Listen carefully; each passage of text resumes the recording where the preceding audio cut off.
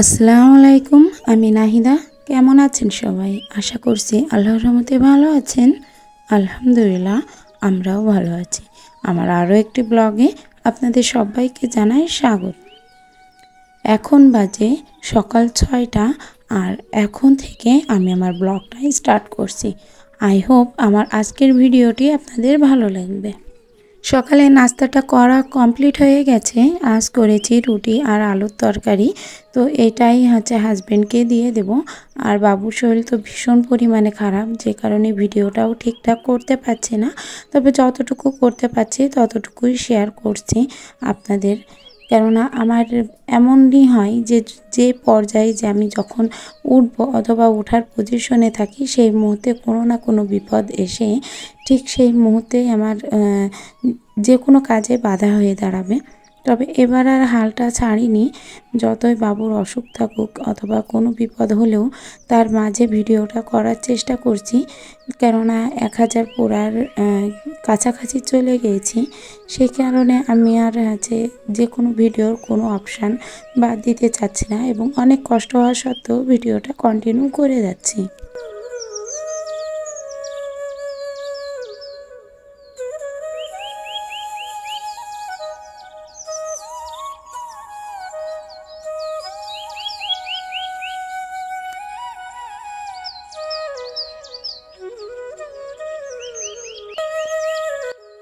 যে বাসনগুলো এঁটে লাগছিল সেই বাসনগুলো ইউজ করছিলাম, যেগুলো আর কি।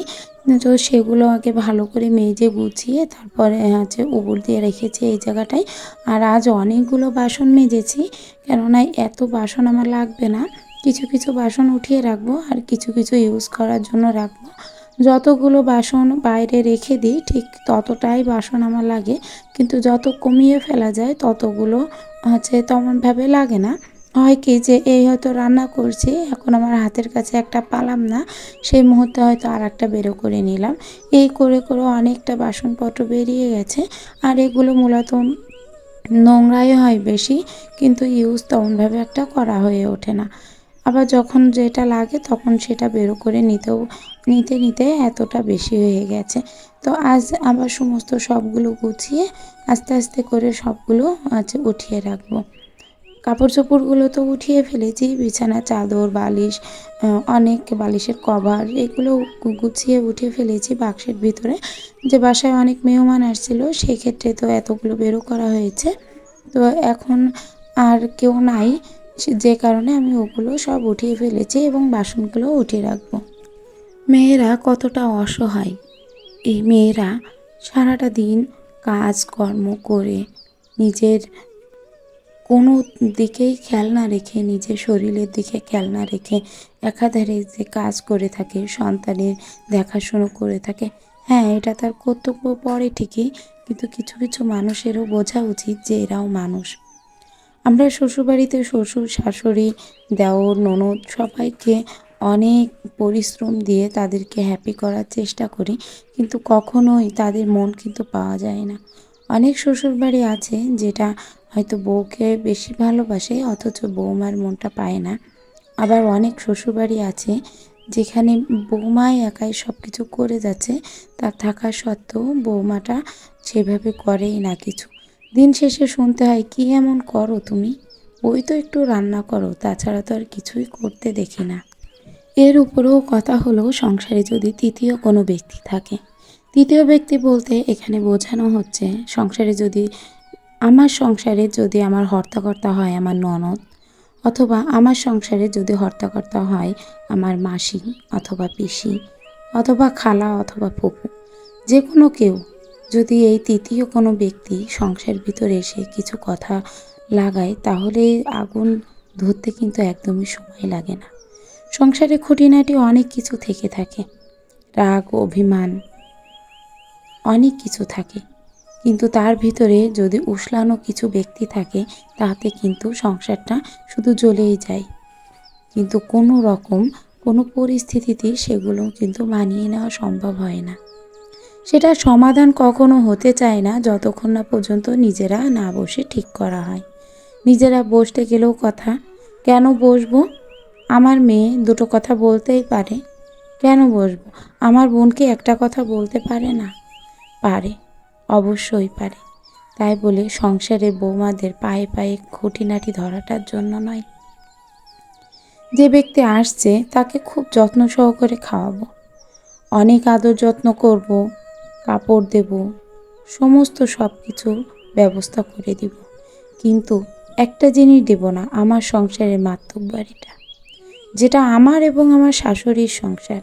আমার শাশুড়ি যদি একটা অন্যায় কথা শুনে আমাকে একটা চড়ও মারে, অথবা অন্যায় না করি তবুও যদি একটা চড় মারে, মেনে নিব। সে আমার গুরুজন, মেনে নিতে বাধা নাই। সে আমার স্বামীর মা, সেটাতেও মেনে নিতে বাধা নাই। কিন্তু সেখানে যদি অন্য কেউ এসে আমাকে অনেকগুলো কথা শুনিয়ে যায়, সেটা তো মানতে পারবো না। কতদিনই বা মানব? এটা যদি মেনে নিতে পারি তাহলেই বউ হিসেবে অনেক ভালো। তবুও ভালো কিনা সেটা বলতে পারবো না, কিন্তু এটা যদি না মেনে একটা কথা বলি তাহলে আমার মতো বেয়াদ্দপ হয়তো আর কেউই নাই।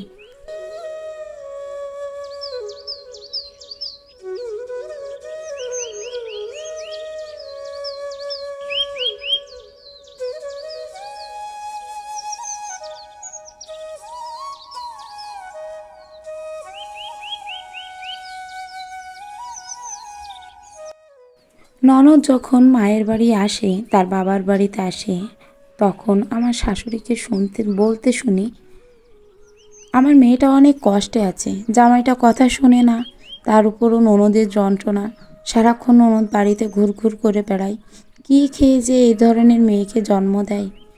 এত কথা, আরও তো কত কথা বলে, মেয়েটা সুখী না, এটা না সেটা না।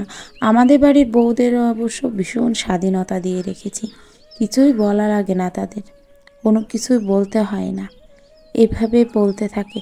অথচ তারই মেয়ে প্রত্যেকটা খুঁটিনাটিতে তাকে জবাবদিহি করে সেই বাড়ির বউকে, কোথায় থাকে, কোথায় যেতে হয়, কোথায় কি করব, একটা শাড়ি কিনলেও সেটার কৈফত।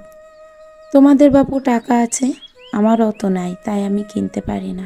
অথচ প্রত্যেকটা মাসেই ভাইয়ের পকেট থেকেই হোক কিংবা মায়ের কাছ থেকে হোক, যেভাবেই হোক এক একটা জিনিস নিয়ে তাই শ্বশুরবাড়িতে যায়। তবুও এসে খুদ ধরবে, ননদকে সহ্য করতে পারে না। ননদ আসলে কি একটু ভালো করে রান্না করে খাওয়াতে পারো না? অনেক কথা, এত কথা, এত সত্য কথা আসলেই বলতে হয় না। এত সত্য কথা বললেই বিপদ। এই তৃতীয় পক্ষের লোক যেখানেই যাবে সেটা একটা না একটা অঘটন ঘটাবে। আপনার আর আমার মত যদি এক থাকে, যেমন আমার স্বামী এবং আমার মত একরকম অথবা দ্বিমত, একজন আর একজনকে মানিয়ে নিচ্ছি, সেই মুহূর্তে শুধু একটা লোকের দরকার, এসে একটুখানি কিছু বলে যাবে। এটা তো হয় না। আমি হলে এমন বউ কবে তালাক দিয়ে দিতাম। আমি হলে এমন বউ রাখতাম না, অথবা এ ধরনের বউ ঘরে রাখা উচিত নয়। ঘরে অলক্ষ্যে এসেছে। অনেক ধরনের কথা শোনার পরও আমার মতো যারা সংসার করে আছে, শুধুই হয়তো বাচ্চাদের মুখের দিকে তাকিয়ে, যে আমার বাচ্চা হয়ে গেছে, আমার বাচ্চার ভবিষ্যৎ কী। তারপরেও যখন একটা মেয়ে ডিভোর্স হয়ে যায়, তখনও সেই মেয়েটাকেই গ্লানি নিতে হয় যে কেমন মেয়ে, তার চরিত্র ভালো না, সে কারণে সে সেখানে থাকতে পারল না।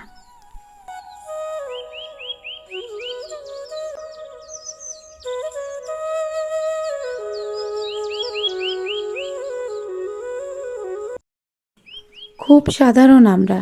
কতই বা বেতন পায় আমার হাজবেন্ড, কত টাকারই বা চাকরি করে সে।